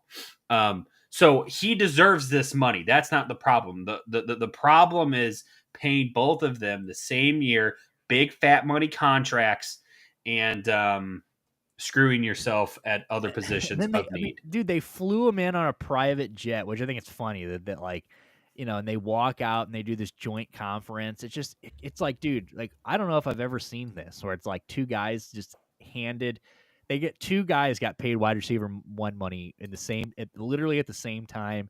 I mean, that's fucking crazy. And it is funny before I let you go, I think it's funny that like, when you were talking about this highest paid salary, it's funny that like, all Jamar Chase wanted was to be the most highest paid these guys are it's such a pitching contest for all these guys that he's like, oh, Miles got 40. You had a 0.3 on that. And it's And suddenly done. you're happy. It's done. That's all I need. I just need that title. And it's funny because Max Crosby held that title for like 24 hours. Max Crosby had that. And then, that's, you want to talk about big boy money. We said, see, Jamar Chase said just add a 0.3 on that bitch. Miles said, yeah, I want 5 million more. That's a $4.5 million jump. That's a decent jump there. But I thought 40 to 40.3. I thought that was funny that Jamar's like, yeah, that's good. So what do you think about this, Dale? Hey, Joe Burrow, do you want to restructure your contract? We could really use some extra money. Because that's what it feels like it's going to come down to. Like, they're going to be bad defensively. They just want to play Madden 35, 31 games. That's how they're going to have to win. And I don't know if you know football's a violent game, but one of those receivers goes down. Oh boy. That's just you're banking that Jamar Chase and T. Higgins are going to be healthy for the next 4 to 6 years. Yep, that's the way I look at it. It's like and T. Higgins already has health problems, right? He's already missing games. And now, arguably, Chase is going to go and get himself open. But if one of them's gone, what's Bill Belichick do? Take away your best weapon and beat us the other way. I'll just double team them all fucking game. You figure out a way to outscore me with your and have a if you want to beat us with Chase Brown, then go ahead. Yeah, you want the tight end of the Dolphins that was there, Gesicki. You want Gesicki to go for $130 to beat us? You go right ahead. I'm just basically reiterating what you guys are saying too. It's just like they ain't gonna stop anybody on defense, and they just gotta hope to win 31-28 football games. They gotta hope to like hold teams to under 4 touchdowns, which is bad. Yeah, it's with Swiss cheese on the other. It's gonna be so. My last question on this topic for both of you is does this reflect on Joe Burrow as a quarterback? Like, do you think that this now brings into question that, I mean, we all know Joe Burrow's special, right? He's a great, really good quarterback, but we've seen him when T. Higgins went down, and we saw sometimes. I mean, obviously Jamar Chase had a hell of a year, but there are times this year where Joe Burrow couldn't move the ball. There's a lot of people that there's always been that conversation that he's really not as good as he said that everybody says he is. He's just got ample amount of weapons, right? He's got. I mean, you could just you got two guys you can just heave the fucking ball downfield.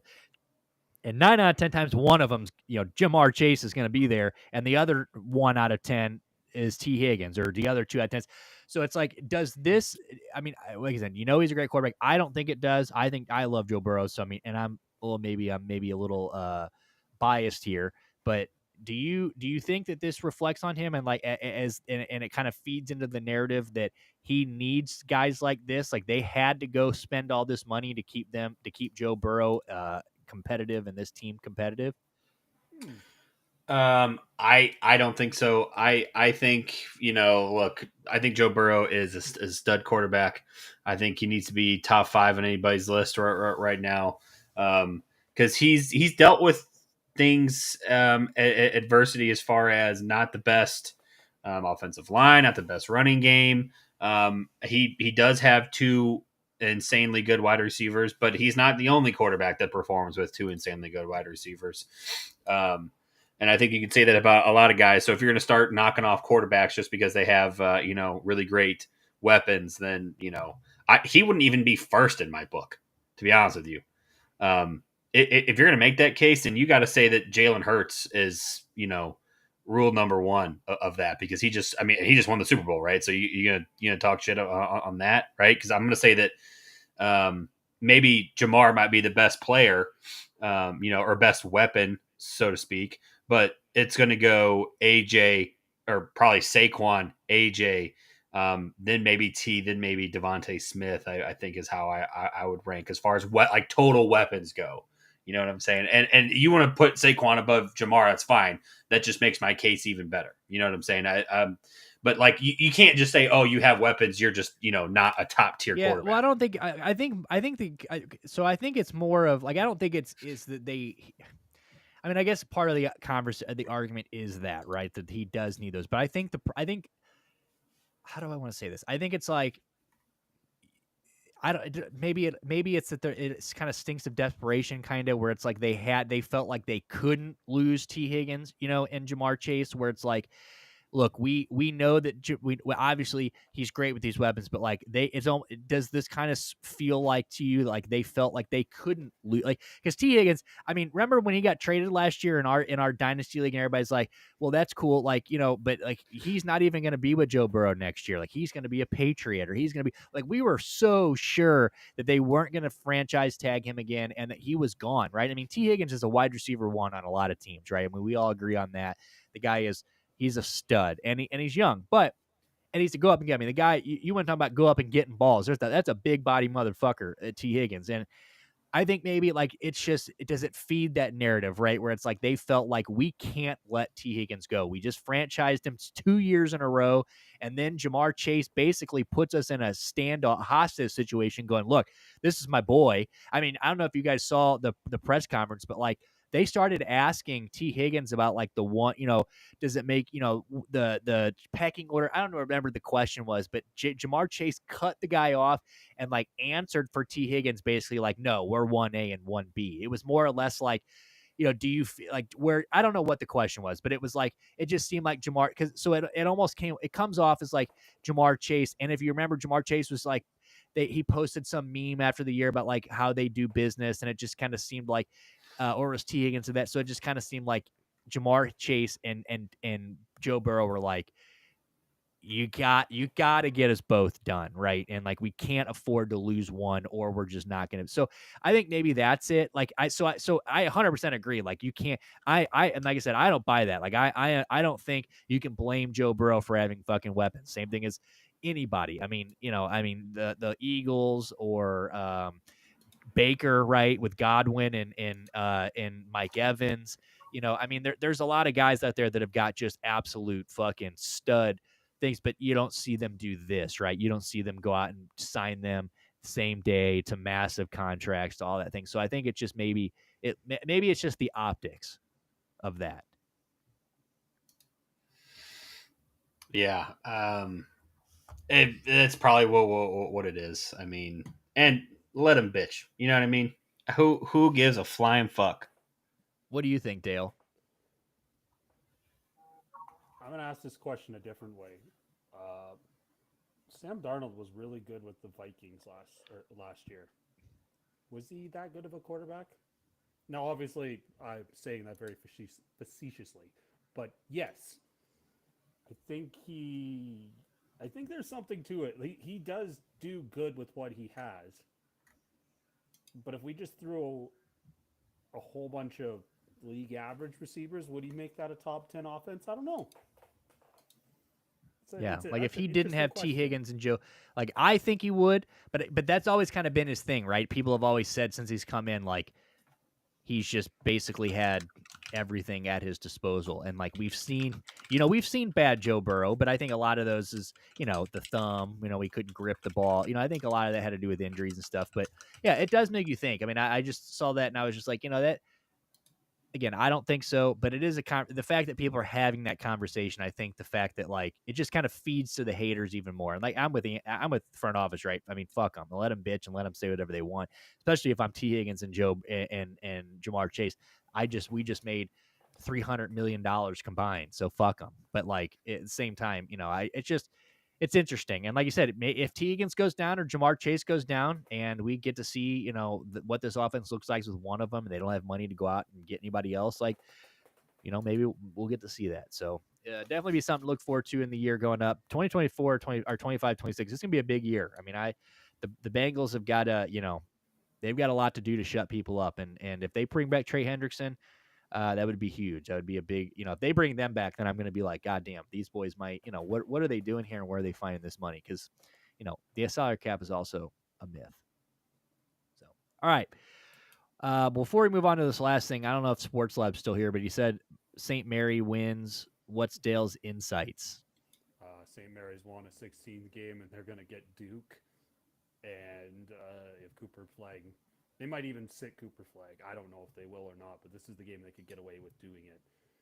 And it's probably going to be like a 29 to 30 point spread, and I ain't touching it with a 40-foot pole. So it's St. Mary's versus Duke now?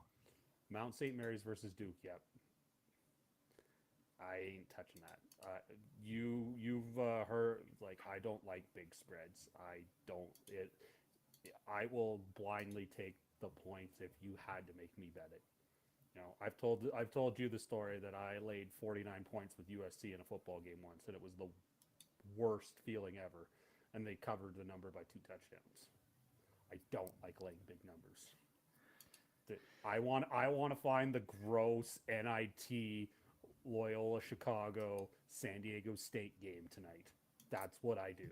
I don't need to touch 30-point spreads. Well, your boy, so America lost. We lost that one. Texas 5-5 right now, and your boys Loyola, we've got them in hour and a half. So yeah, it's a I know you are fucking locked in. I might be carrying, yes. You're a sicko, dude. I'll probably watch this game. All right, let's get in this last one. So this is a new one. I don't really know much about this. We're just going to kind of read through this and kind of skim through this. But it is all over. It's a big story today, and that is the Crip leader, Big U, was arrested today, hit with a RICO charge. Guy is a, big figure in the hip hop industry, and this reaches over into sports. He's had Shaq has been wrapped up with this guy. Draymond Green apparently has been wrapped up with this guy. I was just reading on the other page over here that Adrian Broner has got problems with him. Apparently he, wanted Adrian, so this guy is running like a mafia style Crip enterprise. And which is, I saw something earlier where, Nipsey, you see him with Nipsey Hussle here. He was, that's kind of was one of his big rises of fame, is he kind of boosted and started the career, or kind of got the career of Nipsey Hussle out there. But yeah, this is kind of crazy. So I just want to kind of read through this, because I said I don't know too much about it, but obviously it's got it's got a lot to do with sports. So I want to kind of I'll read through this a little bit and kind of give you our thoughts on it. So his name's Eugene Big U Henley, known figure in hip hop world, has been called rap's godfather by Wiz Khalifa. Federal authorities are now accusing Henley of murdering a young rapper in Las Vegas, among other crimes. Crips leader who helped launch Nipsey Hussle's career, rest in peace Nipsey Hussle, and was dubbed rap's godfather, has been accused of murder, kidnapping, robbery, extortion, and fraud. Federal authorities announced on Wednesday. As part of Henley's purported grip on Los Angeles, his alleged victims were required to check in with Henley before arriving in the city in order to obtain protection. According to the 107-page federal complaint unveiled Wednesday, among those Henley 58 allegedly extorted were professional athletes, musicians, the complaint said, whose business interests were not always legitimate.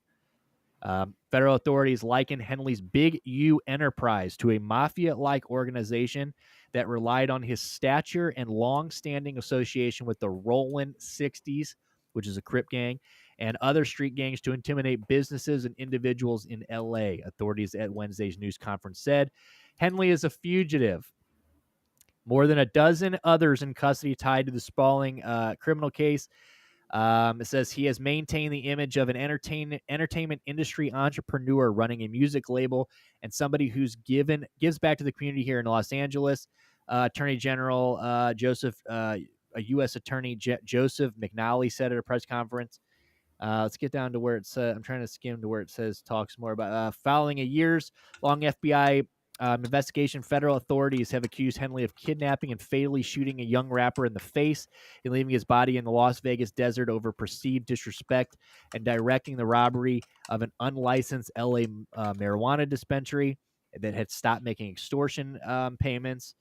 It says, here we go. He also allegedly defrauded companies, donors, athletes, and celebrities, including professional basketball player Draymond Green and former NBA MVP Shaquille O'Neal, persuading them to donate to charities and later allegedly transferring the money to his own personal bank account. So he got these guys. He said, yeah, I want you guys to donate for charity. And then as soon as they donated for charity, he said, yep, thank you. Pocketed that shit, and no charity got any money. Authorities have also accused Henley of fraudulently obtaining and funding from the Gang Reduction and Youth Development Program overseen by the LA's mayor's office. The nonprofit was allotted $2.35 million from the city from July 1st, 2018 to June 30th, 2023. According to the complaint, Henley's organization is one of those 20 involved in a GRYD, according to the city, which is the Gang Reduction and Youth Development. In a statement, it says the city has zero tolerance for so it sounds like he was stealing from the fund. I know he was in trouble for COVID. I know this guy was doing COVID schemes, right, during COVID. Served 13 years in prison after trying to rob an undercover sheriff of 33 pounds of cocaine, which obviously did not go well. His son is a linebacker for the Chargers. Oh, nice. Fucked up, my man. That is a story. Yeah, it looks like, and like I said, I mean, this goes on and on and on. Here he is, right here. Hip Hop like Uncovered. That is I've seen parts of that. It's a good documentary. Over here's the check-ins, the game involved.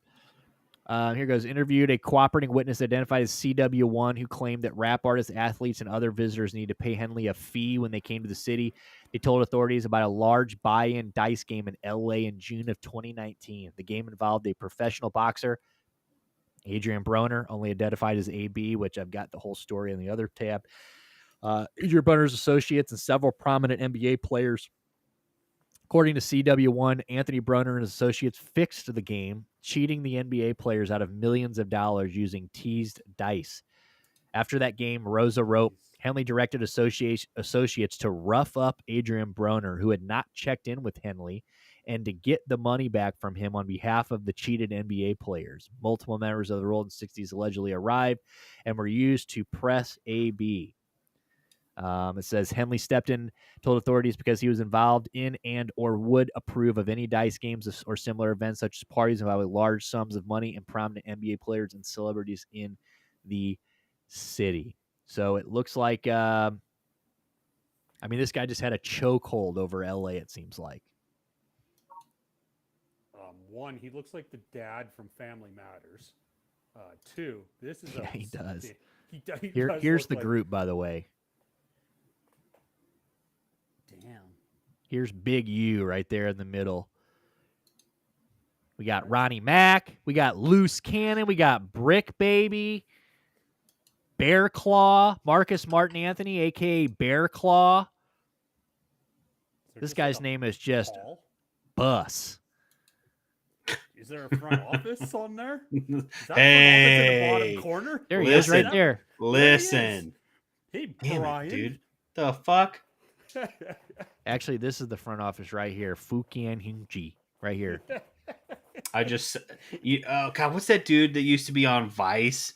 That was like an Asian dude that was like big, but he did like all the cool like food shit. Yeah, you know what I'm talking about? Yeah, I can picture him. That's who I am, literally. Well, this is pretty wild, though. I mean, this is like straight up like. This is like out of a fucking movie. So this guy was just cheating everybody. I mean, this guy, like you said, extorting rappers, Adrian Broner. So here's the Adrian Broner thing. So this is actually just a snippet from what I just read. So, yeah, we're not going to have to read this again. But yeah, that's fucking crazy. So Big U, this guy got arrested today, hit with the RICO charge. Obviously, it looks like he's probably fucked, right? That didn't look very good. Like, how does a dude like that get that big and that powerful in a city that has so much ego and fakeness is beyond me, but also semi fascinating. Dude, that guy was straight up like, you guys can't even play dice in this motherfucker unless I tell you so. So Adrian, that's what's funny about that. Like, he's not mad that he ripped off those NBA players. He's mad that he didn't get permission to come in and run a rigged dice game. Like, that is what he's mad at there. And that's what's crazy. Like, he's only mad because he's like, yeah, well, I didn't tell you could do that. That is a good pull on finding that. That's a fascinating story. Dude, I found that just came across my shit today, and it's obviously more of a hip hop story. I mean, like, he's like wrapped up in the murder apparently of Nipsey. Apparently, like, I was reading stuff today that, like, he went live, like, I don't know, a lot of wrapped up stuff in there, and yeah, I mean, this guy just seems like the guy you don't want to be in the other side of. What do you got any thoughts on this big front office? I mean, I know you're wrapped up in with a bunch of guys like this. Look, you are as good as the company that you keep. And when shady shit's going down around you, it's fair to say that you're probably doing some shady shit yourself. You know what I mean? Like, it's just it sucks. It's the way that it is. Nobody's shocked, right? Like, are you shocked that more and more people keep leaking out into stories like this? No, not really. I am kind of surprised that it leaks into newer. I mean, I guess Draymond's been around for a while, but like, you hear stuff like Shaq and Adrian Broner, and you hear like names of guys that are like not super old, but like kind of an older school. Like, Adrian Broner's been washed for a minute now. I mean, let's not. Adrian Broner is like the funniest guy. Remember, like, he's the guy that, remember when he said he like talked about banging. Who was the guy that Connor, Paulie Malignaggi? Remember him and Paulie Malignaggi? The guy that Connor was, that he boxed while he was trying to fight Floyd, Oh, the yeah. pro boxer guy. But Adrian Broner's just the clown. But yeah, so I mean, the fact that guys like Draymond Green got wrapped up in this, they're like, yeah, bro, just donate to this charity. No, dude, just do it. Just do it. They basically just donated money to this guy's bank account. It's pretty fucking wild. And it's a RICO charge. I mean, this is gonna be big. This is like, Define a RICO charge for the Canadian guy. you don't know what a RICO is?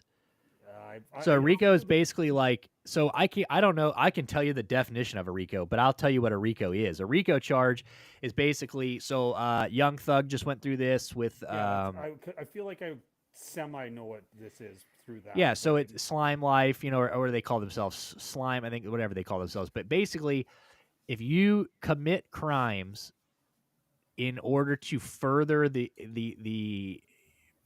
notoriety, or like the further in furtherance of like a group, like you're committing, the brand. like say that I got off here, and then immediately after we did this, I was like fucking, going out and committing murders and extortion to like get us where we need to be. You know what I'm saying? Like, he's basically committing crimes. It's an organized crime is basically, RICO was designed to take down organized crime.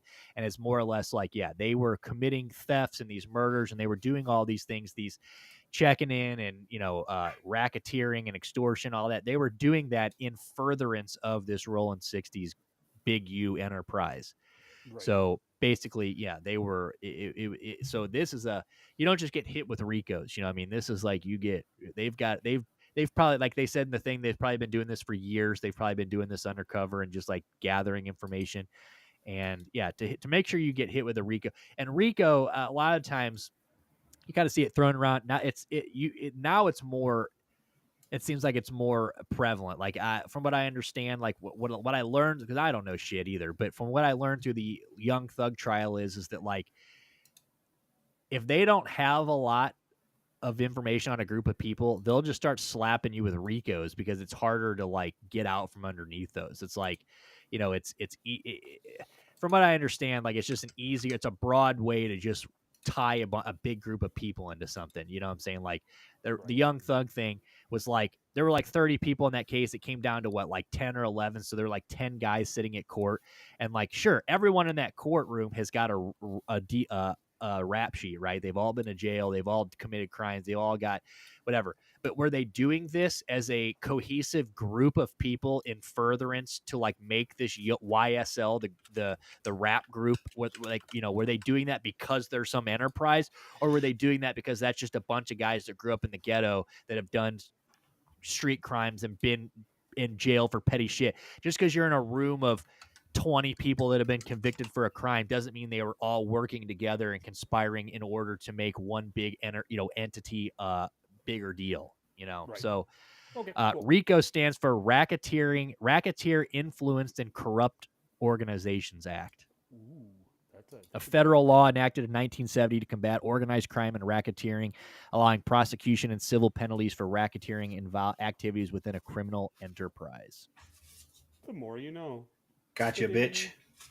So this guy, so the YSL one, obviously, you know, the Young Thug thing, that was a fucking tragedy. Like that should have never, that was never a gang. That was all just, they wanted Young Thug so bad that they knew that he hung out with all these people. And they're like, oh, if we just put all these people in a room and just say Young Thug was the leader, and then they used his rap lyrics. So that was the big problem there. Is now we're getting to a part of the United States. We're getting off track here, but we're getting to a part in the United States now where they're using rap lyrics now, which is like the biggest fucking, it's just bullshit, right? Because it's all a form of art. Like I could sit down right now and write a song about how in an alternate life I murder motherfuckers and I sling cocaine and all this crazy shit, and I could just be expressing myself. I could just be, you know, 90% of these people nowadays are not actually out here killing everybody. It's just a way, it's an identity they put on.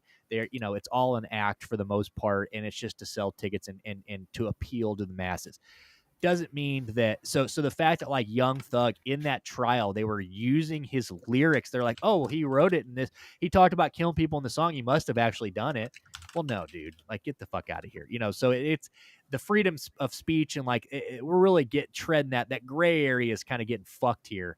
And but this guy Big U, this guy obviously has got an enterprise going on, right? Like this guy's not, the average person doesn't know who Big U is. So it's not like they're out going, we got to get Big U off the street. He's the biggest selling fucking guy in the world. Everyone and their mama knows, you know, Young Thug, those guys, everyone knows. Well, most people know who Young Thug is, especially the younger generation. This guy is clearly like running an enterprise, right? He's making people check in.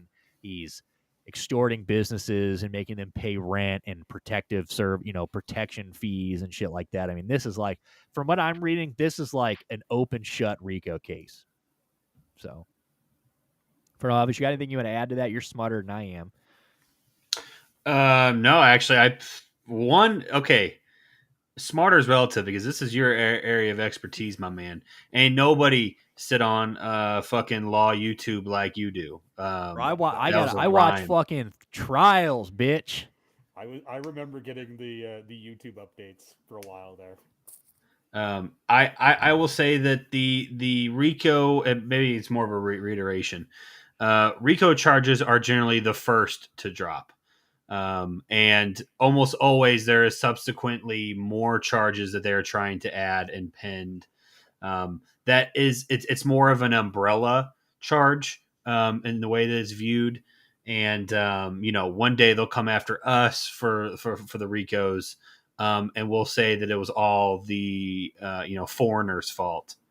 But it's an overarching, this is what we're doing and this is why we're doing it, and we're gonna look for other shit now. Yeah, and then it's just gonna slowly go down to exactly. You're absolutely trying to get. It's just if you get hit with a RICO, you're fucked. Yeah, because it's especially if you're him, if you're Big U, eventually it's gonna whittle down, and you're gonna be the last little triangle of the upside down triangle, the reverse pyramid. Yeah, so it's interesting, though. Definitely something that I want to keep an eye on. And, I'll definitely be watching that trial. I'm excited about that for sure. It'll be good. But Shaq and Draymond, you guys maybe figure out, maybe make sure these are real charities before we start donating money. I mean, Shaq, he's probably just signing shit off. He doesn't even know he's got more money than fucking God. But isn't that the truth? Oh, well. It is what it is. All right, boys. Well, I think that's it. I mean, that was basically, you got anything? I was just going to tell front office, hey, next Wednesday, make sure you're here 8-ish your time, or I guess 9 your time. Pardon me. We are Yeah, we're doing. Gil- Yeah, next Wednesday we're doing a uh, Guillotine Live. guillotine draft. The Fuck. MLB. Hell yeah. So it'll be 9 o'clock. It'll be we'll kind of. I'm now putting down my baseball foot. Sorry, Nick. We'll probably talk some baseball that day since it's the eve of opening day. Oh yeah, no. So- Next Wednesday is going to be all baseball. Next And Wednesday then- we're going to do. Well, the draft's going to take. Well, actually, I mean the draft. won't be too bad. It won't Are we be gonna? like So that- are you wanting to do it on the show? Yeah. Okay, so I know maybe we're we'll not start. supposed to, but I know we're not supposed to, but we're not. I'll just be my last name until after the show, and then we'll put Derelict Sports up. So then there won't be any big deal. So Yeah, no, I it's asked fine. I one mean, I'm just saying, question. like, because maybe if we're gonna, if it starts at 9, well, 9 his time, so 8 my. Oh yeah, so it'll be an hour in. Okay, So we can never do mind. an hour of shooting the shit, and then the draft should be about an hour and a half. It's not like that auction draft. I'll have to show front office that auction draft too because he would love that. But that was a lot. Yeah, that you was- seen how tired I was that day. I was a Hell yeah, mess. dude! Jesus Christ! I mean, that took you out for 48 hours afterwards. Wow. You had to like mentally reset. Oh, well, I But yeah, won we'll that. definitely next Wednesday will be all baseball. It'll be we were trying to decide if we want to do it on a Monday or Wednesday, but I figured Wednesday eve of opening day obviously would be the best day for that. Come in on Wednesday. We'll do a draft and then wake up to a new season of baseball. So I think that would be pretty cool. Hell If you yeah. ask me. It'll be fun, and then it gives us every second Monday we can give us a little content to go pick up some players because it's every 2 weeks. So you were around when we were doing the football ones front office, right? Yeah. Yeah, we were doing them So- on so the- Wednesdays, and we were doing the. I was at least following. Like I wasn't super involved, but like I definitely remember talking about it. So the fab is the same. So it's kind of the same, but so it's a best ball for. So it's a 2 week period, and it's best ball each week. So like whatever your lineup is, that's your point total for the week, and then you restart over again for the second week, and then you add it up, and then the fab's the same way. You get $1,000 for 13 weeks. Yeah. So other than it's a 2-catcher league, and 2-catcher leagues are fucking awful. Coming from And- somebody that loves baseball so much, 2-catcher leagues are the fucking worst. And wait, so it's so you get 2 weeks, but in between but it's graded, or like what I'm trying to just discover, like find out, is it's based off of 1 week scoring, but you get it rotating every 2 weeks. Yes. Yeah. So Okay. so if we put up 420 points for the first week, and then the next week, and then we get 300 points, it's 720 points. Gotcha. for the thing. Gotcha. So, Gotcha. yeah, Gotcha. it's just and we don't set a lineup, so it's perfect. It's dumbness. So the only exception is this week and All-Star week. It's a 2.5 week. That is thing. just dumbness. You said to fucking. You don't even have to try, dude. You just draft We this just, fucking we just have thing to and you're draft, in. and then once every 2 weeks we put our fab bids in, and Dale finds Kevin Pillar for $1 and gets 80 points. Those are the fun ones. And so last year the one guy blew 930 of his 1,000 fab dollars on Juan Soto and Marcus Simeon in the first 2 weeks, or in the first week. So Damn. yeah, it's oh yeah, and I What a was like, fucking idiot! that guy got to the finals. Of course he I did. didn't. I got into pitching hell, and I ended up having 5 guys hurt right before the All-Star break. So the It's goal, just, the fuck goal, this fab money, dude. I'll take Juan Soto. so the goal, yeah, the best was he had $4 left, and then he picked up Mike Trout for $3, and then he immediately got hurt, and I'm like, Immediately. oh, you poor bastard. Poor So- Mike Trout, dude. And then he had 6 weeks where he had $1. He only had one pickup for $1. It's like, oh shit, poor bastard.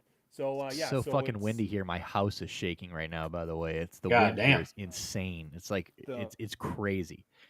Huh, that's shitty. So yeah, so the points total's a little it's fucked up. I don't like how they score, but we will look at that before the draft, and then we'll have some fun. And I really hope that you're there, and we'll get the rocket physicist that talks about spin rate and launch angle. He'll be here. and He'll he'll be be here. here. There's no I way. heard- I He's heard the not word allowed to not be here. Next Wednesday, I heard he's the here. word draft, and front office was like, He's think uninvited to my wedding if he's not here next Wednesday. Whoa. Whoa.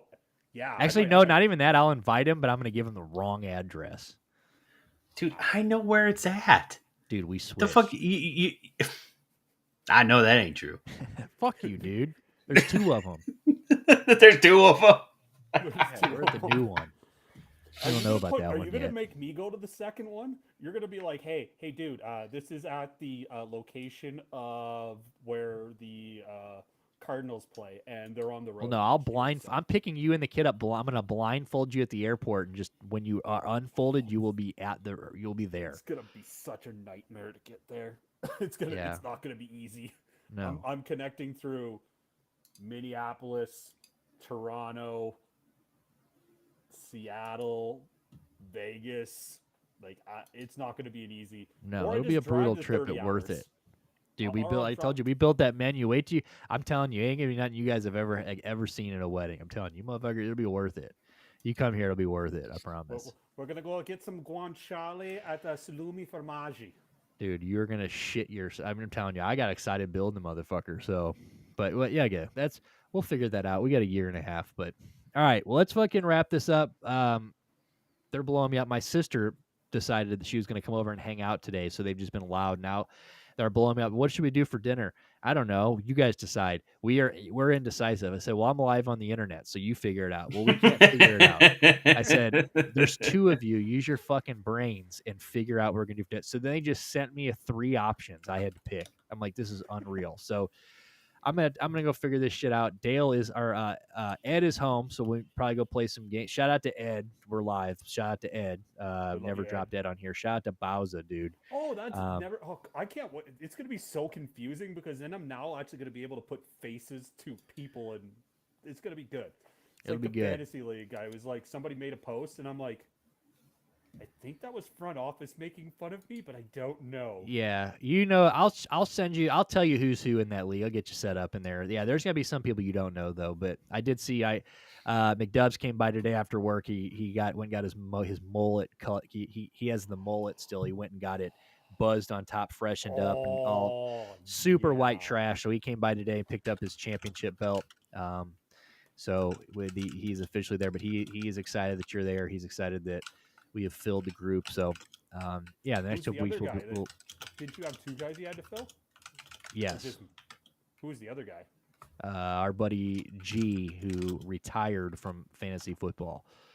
I think you've talked about him before. Yeah, he was in another league he was in for years, and he retired from that one too. So he just does not play anymore. So we found one of his buddies, one of our guys in the league, Big Perk, and obviously who won last year. 2-time champ his brother is joining. So and Arm is what they are. Ermin and Armin. So so that is who. So you and Armin are the new guys. So nice. It'll be fun.